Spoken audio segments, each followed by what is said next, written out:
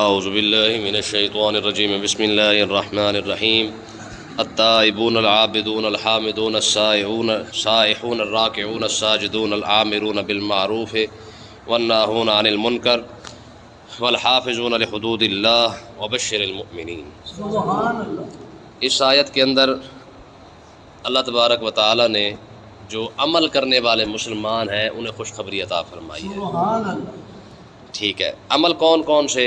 اللہ تبارک و تعالی نے ارشاد فرمایا التائبون، وہ لوگ جو گناہ کے بعد توبہ کرنے والے ہیں۔ سبحان اللہ۔ اگر غلطی ہو جائے تو وہ توبہ کر لیتے ہیں۔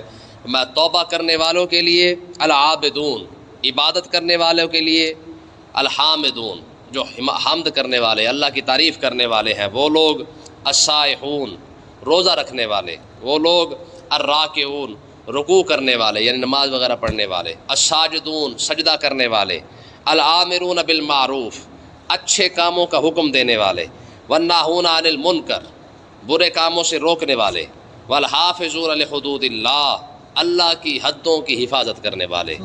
یہ سارے وہ لوگ ہیں، وبشر المؤمنین، یہ سارے وہ لوگ ہیں جن کو اللہ تعالیٰ نے جنت کی خوشخبری عطا فرمائی ہے۔ سبحان اللہ۔ ٹھیک ہے، ان تمام معاملات کا عبادات کے ساتھ تعلق ہے اور کچھ کا معاملات کے ساتھ تعلق ہے۔ یعنی وہ شخص جو گناہوں کے بعد توبہ کر لے۔ ٹھیک ہے، میں پہلے بھی آپ کو اکثر یہ بات بتاتا رہتا ہوں کہ انسان سے گناہ ہو جانا کوئی بڑی بات نہیں ہے۔ ٹھیک ہے، انسان سے خطا ہوتی رہتی ہے۔ ٹھیک ہے، انسان کے اندر رکھ دی گئی ہے یہ بات۔ اگر کوئی شخص کہے جی کہ فلاں بڑے سے غلطی کیوں ہو گئی ہے، تو یہ ایک جہالت ہے، حماقت ہے، اس کے علاوہ کچھ بھی نہیں ہے۔ معصوم عن الخطا صرف اور صرف انبیاء ہے جن سے کوئی غلطی کوئی خطا نہیں ہو سکتی ہے۔ اس کی بھی وجہ ہے، نبی سے غلطی کیوں نہیں ہو سکتی، نبی سے خطا کیوں نہیں ہو سکتی ہے؟ کیونکہ یاد رکھیں کہ نبی اللہ کا خلیفہ ہوتا ہے، اللہ کی دلیل ہوتا ہے۔ اگر نبی سے کوئی خطا ہو جائے معاذ اللہ تو سمجھ لے کہ رب کی ذات جو ہے وہ مشکوک ہو جاتی ہے، کیونکہ نبی تو بتاتا ہے کہ خدا ہے۔ اگر نبی سے معاذ اللہ کوئی غلطی ہو جائے، کوئی خطا ہو جائے تو اس کا نقصان کیا ہوگا کہ لوگوں کے ذہنوں کے اندر جو نبی بتاتا رہا کہ خدا ایک ہے وہ ذات مشکوک ہو جائے گی۔ لوگ کہیں گے کہ میاں اس نے فلاں کام کیا تھا، اگر یہ فلاں کام کر سکتا ہے تو خدا کے بارے میں بھی یہ کہہ سکتا ہے۔ جب آپ دیکھیں نا جی آقا علیہ الصلوۃ والسلام سے جب پوچھا گیا، حضور نے فرمایا نا کہ خدا ایک ہے، تو لوگوں نے کہا جی دلیل کیا ہے؟ تو حضور نے کیا ارشاد فرمایا؟ فرمایا فقد لبثت فیکم عمرا من قبلہ، تمہارے اندر میں نے 40 سال گزارے، کو کمی دکھاؤ۔ سبحان اللہ۔ سبحان اللہ۔ تمہارے اندر 40 سال میں نے گزارے، 40 سال کو تھوڑا عرصہ ہے، 40 دن کی بات نہیں ہے، 40 سال میں نے تمہارے اندر گزارے ہیں۔ فقد لبثت فیکم عمرا من قبلہ، میں نے زندگی گزاری ہے تمہارے اندر، تمہیں کوئی عیب نظر آتا ہے؟ کہا جی نہیں۔ فرمایا مجھے کوئی ہے نا جو جس نے مجھے 40 سال تک پاک اور بے عیب رکھا ہوا ہے، فرمایا وہ ہے جس نے مجھے بے عیب رکھا ہے، وہی ذات و خدا ہے۔ سبحان اللہ۔ ٹھیک ہے، اگر نبی کی بات کے اندر شک پیدا ہو جائے، ٹھیک ہے، نبی کے معاملے کے اندر کوئی شک پیدا ہو جائے تو سمجھ لو کہ خدا کی ذات مشکوک ہو جاتی ہے۔ تو اس کا مطلب یہ ہے کہ واحد انبیاء ہے جہاں پہ خطا کا، غلطی کا تصور تک پیدا نہیں ہو سکتا ہے۔ ٹھیک ہے، تو اس لیے اللہ تبارک و تعالیٰ نے ارشاد فرمایا باقی رہا مسئلہ نبیوں کے بعد جتنے بھی لوگ ہیں ان سے غلطی کا، خطا کا یہ ہو سکتا ہے، ممکن ہے۔ ٹھیک ہے، بچا لے رب تو اور بات ہے۔ کئی اللہ تبارک و تعالیٰ کے نیک لوگ ہیں، ٹھیک ہے جی، جو معصوم تو نہیں ہے لیکن محفوظ عن الخطا تو ہے، ان سے کبھی غلطی نہیں ہوئی ہے۔ حضرت زید کے بارے میں آتا ہے کہ 40 سال تک انہوں نے ایک گناہ بھی نہیں کیا، 40 سال تک۔ جب یہ اللہ کی بارگاہ اقدس میں حاضر ہوئے نا حضرت خواجہ عبد الواحد بن زید، تو اللہ تبارک و تعالیٰ کی بارگاہ اقدس میں جب یہ حاضر ہوئے تو ان کے نامہ اعمال کے اندر 40 سال میں ایک گناہ بھی نہیں تھا۔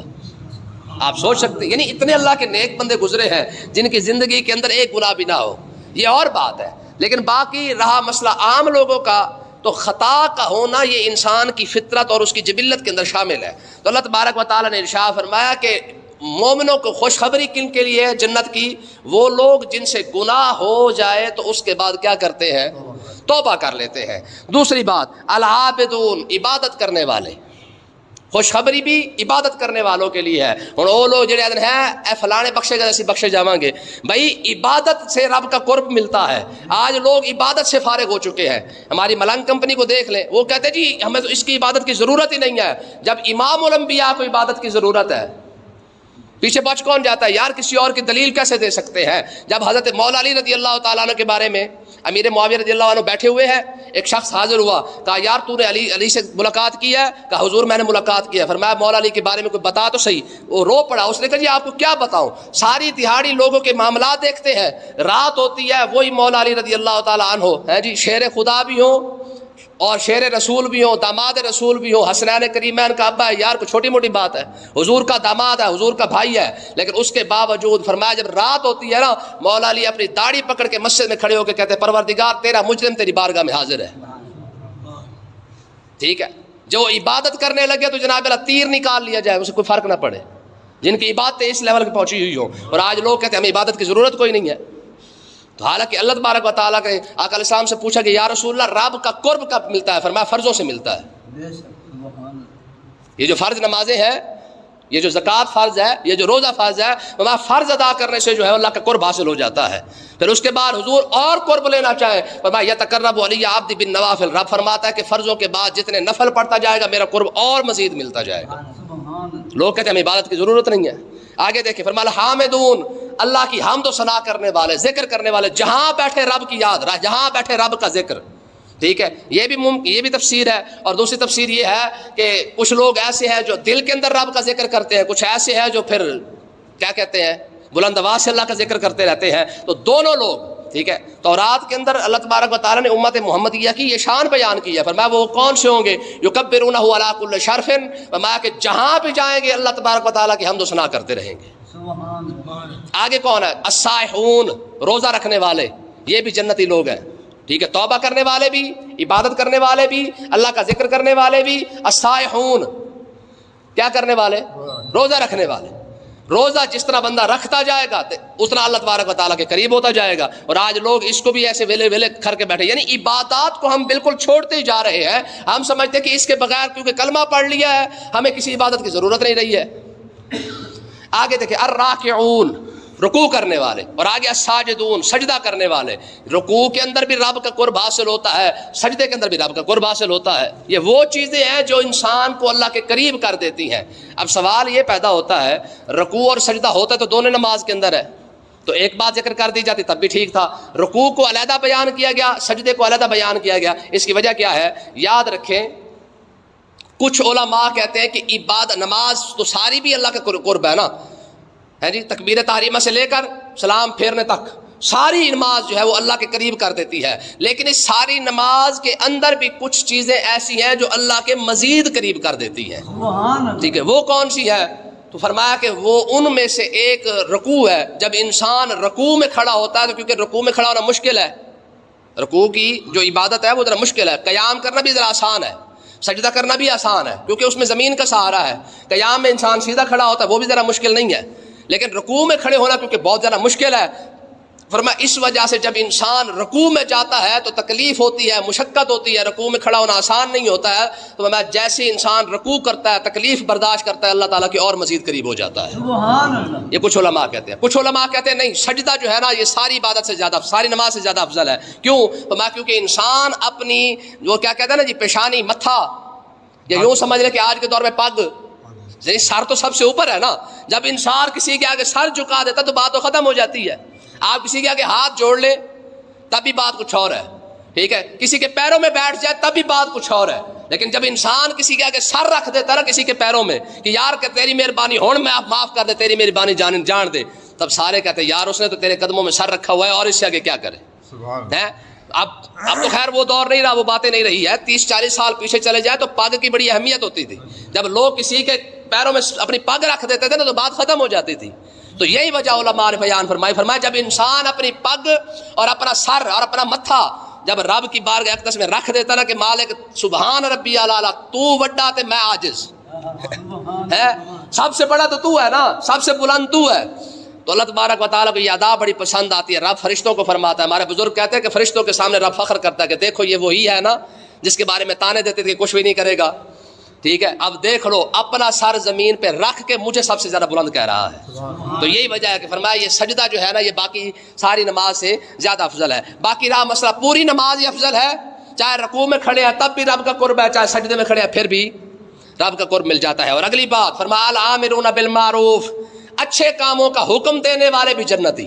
سبحان اللہ. قیامت تک جو لوگ نیکی کا حکم دیتے رہیں گے وہ بھی جنتی. ان بشر المؤمنین آگے آیا نا، آخری الفاظ ہے. ٹھیک ہے، فرمایا کہ جو لوگ نیکی کا حکم دیتے رہتے ہیں یہ بھی جنتی ہیں، اور والناہون عن المنکر، جو برائی سے روکتے رہتے ہیں وہ بھی جنتی ہیں. لیکن ان دونوں میں پھر بھی مسئلہ ہے. اچھائی کا حکم دینا آسان ہے. آپ کسی کو کہہ دیں کہ نماز پڑھ، کیا کرے گا؟ بہانہ بنا لے گا بڑے سے بڑا، تو چلتے میں آیا. ٹھیک ہے جی، تو یہ آسان ہے، آپ پر تنقید نہیں ہے. والناہون عن المنکر، جب آپ کسی کو برائی سے روکیں گے تب رولا پڑ جائے گا. بات سمجھ آئی کہ نہیں؟ کفار مکہ نے حضور کو کیا کہا تھا کہ جناب آپ اپنی عبادت کرتے رہیں، اپنے رب کو مانیں، اپنی عبادت کریں، جیسے دل کرے آپ کرتے رہیں، تاڑی مہربانی ساڑے بتوں کچھ نہ آکھو. ہم اس بات پر بھی ایگری ہیں، اس بات پر متفق ہیں کہ آپ اپنے خدا کو مانیں، ہم اپنے خدا کو مانتے ہیں. ٹھیک ہے، ہمیں کچھ نہ کہیں. تو سارا مسئلہ تو یہی چل رہا تھا. کل میں نے آپ کو اس درس کے اندر کیا کہا؟ لا الہ الا اللہ تو ساری لڑائی ہے. ساری لڑائی ہے ہی لا الہ الا اللہ پر. جیسے ہی لا الہ الا اللہ کہا، ہندوؤں سے لڑائی ہو گئی، سکھوں سے ہو گئی، یہودیوں سے ہو گئی، سب سے تو ہو گئی ہے. حضور نے کیا ارشاد فرمایا؟ حضور نے تو یہی بات ارشاد فرمایا، فرمایا نہ یہ نہیں ہو سکتا کہ تمہارے بتوں کو چھوڑ دے. تمہارے بت بچ جائے تو پیچھے بچے گا کیا؟ نہ، اگر تم کو حبل کو چھوڑ دے، لات اور عزا کو چھوڑ دے، منات کو چھوڑ دے، فرمایا ایسا نہیں ہو سکتا ہے. جب یہ سارے غلط ہے تو غلط کو غلط کہیں گے. ٹھیک ہے، ان کی تکلیف سب سے بڑی کفار مکہ کی یہ تھی کہ ہمارے بتوں کو برا بھلا نہ کہیں. تو جب آپ برائی کو روکیں گے تو آپ نشانہ بھی بنیں گے. آپ سود خور کو کہیں نا کہ سود نہ کھا، اس نے آپ کو 6-7 نہ سنائی تو بات ختم ہو گئی. آپ رشوت خور کو کہے نا کہ تیری مہربانی رشوت نہ کھائے، گناہ ہے، اس نے آپ کو اوپر تنقید کر کے کہنا تو بڑا حاجی آ گیا.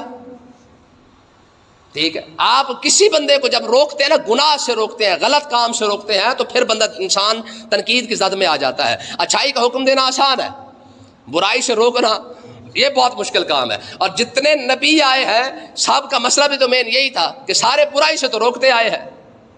میں آپ کو اکثر ہی بتاتا رہتا ہوں کہ شعیب علیہ السلام کی قوم کے اندر کون سی بیماری تھی؟ ناپ تول ہے جی، اور ترکڑی یوں کرنے والی. ٹھیک ہے، اب ہمارے ہاں بھی یہ مصیبت تو عام ہے. اب شعیب علیہ السلام نے ان کو کیا کہا تھا؟ فقال یا قوم اعبدوا اللہ ما لکم من الہ، اوفوا الکیل والمیزان ولا تبخسوا الناس اشیاءهم ولا تعثوا فی الارض مفسدین. فرمایا گھٹ نہ تولا کرو. تو انہوں نے آگے کیا کہا تھا جی؟ قالوا یا شعیب ما نفقہ کثیرا مما تقول. انہوں نے کہا تھا کہ شعیب تیرے تے گلاں سانو سمجھ نہیں آنیاں. اللہ جانے کیوں یہ گلاں کرنا ہے؟ جیسے آج لوگ نہیں کہتے ہیں جی مولوی صاحب تقریر کر رہے ہو، اگر ہو سر والی اور چسکا آ رہا نا مزہ آ رہا، کہ ہاں مولوی نے مزہ کرا دیتا بھائی.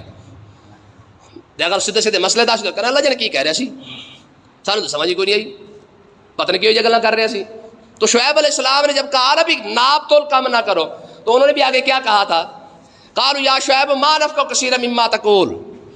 ٹھیک ہے، اور اگلی بات ولولا رہتک لرجمناک. فرمایا کہ اگر تیرے اور کوئی ساتھی نہ ہوتے نا تیرے ساتھ، تو ہم پتھر مار مار کے تجھے شہید کر دیتے. کہ تو ہمیں روکتا ہے؟ آپ پڑھ کے دیکھ، وَإِنَّ لَنَرَاكَ فِينَا ضَعِيفًا. ٹھیک ہے، تو ویسے بھی ہمارے سامنے کمزور ہے، تیرے پاس تو طاقت اور پاور بھی کوئی نہیں ہے. یہ شعیب علیہ السلام کو دھمکی لگائی قوم نے، کہا تیرے پاس تو طاقت اور پاور بھی نہیں ہے. وَإِنَّ لَنَرَاكَ فِينَا ضَعِيفًا، اور تو ویسے بھی ہمارے سامنے کمزور ہے. وَلَوْلَا رَحْتُكَ لَرَجَمْنَاكَ، اگر تو سانو روکن تو باز نہ آئے نا، لَرَجَمْنَاكَ، تو ہم پتھر مار مار کے آپ کو شہید کر دیں گے. یہ خطیب الانبیاء ہے. ٹھیک ہے، 1,24,000 نبی ہیں، لیکن ان میں شعیب علیہ السلام کا لقب خطیب الانبیاء. ٹھیک ہے، تو بہرحال اللہ تعالیٰ نے ارشاد فرمایا کہ والناہون عن المنکر، کچھ لوگ وہ بھی خوشخبری جنتی ہیں جو گناہوں سے روکنے والے ہیں. والحافظون لحدود اللہ، سب تو مشکل کم آ گیا. فرمایا کہ وہ لوگ بھی جنتی ہیں جو اللہ کی حدوں کی حفاظت کرنے والے ہیں. اللہ کی حدیں دو ہیں، دو قسم کی ہیں، دو نہیں، دو قسم کی ہیں. ایک ہے عبادات اور دوسرے ہیں معاملات. ٹھیک ہے، عبادات اور معاملات. عبادات کیا ہے؟ نماز، روزہ، حج، زکوٰۃ، ایک ہی نے عبادات. نماز ہے، روزہ ہے، ایک ہی ہے عبادات ہے. اور معاملات کیا ہے؟ خرید و فروخت، طلاق، نکاح، ٹھیک ہے جی. یہ ساری چیزیں جو ہے وہ اس کے اندر آ جاتی ہے, مطلب ہے کہ معاملات کے اندر آ جاتی ہیں. اب خرید و فروخت کے اندر تو سارا کچھ آیا, پورا کاروبار آ گیا, کاروباری بھی آ گئے, دکاندار بھی آ گئے, کسان بھی آ گئے, ذمہ دار بھی آ گئے, ملوں والے بھی آ گئے, فیکٹریوں والے بھی آ گئے, سارا کچھ تو اس کے اندر آ گیا ہے. اب جس کی خرید و فروخت اچھی نہیں ہے اس کی عبادت کیسے قبول ہوگی؟ عبادت کا تعلق معاملات کے ساتھ ہے. جو چاہتا نا اپنی عبادت قبول ہو جائے پہلے اپنے معاملات کو سیدھا کرے. معاملات کے اندر تو یہ سارا کچھ آتا ہے, وراثت کے مسائل آ جاتے ہیں, ٹھیک ہے, سارا کچھ انسان کا شامل ہو جاتا ہے کہ جناب اب اپنا میاں بیوی کا حقوق ہے, اس کے بعد بہنوں کے حقوق ہے, ماں باپ کے حقوق ہے, اولاد کے حقوق ہے, رشتہ داروں کے, برادری کے سارے حقوق ہے. تو یہ اللہ کی حدیں ہیں دونوں قسم کی, عبادات بھی اور معاملات بھی. لیکن عبادت قبول تب ہوتی ہے جب انسان کے معاملات درست ہوتے ہیں.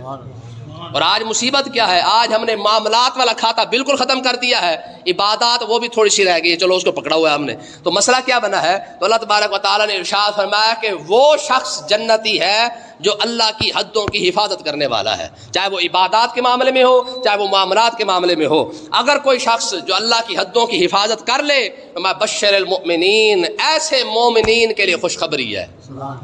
کس چیز کی؟ جنت کی خوشخبری ہے. اب اس کے اندر نہ ملنگ شامل ہے, نہ اس کے اندر پیروں کا چندہ شامل ہے. بات سمجھ آئی کہ نہیں آئی ہے؟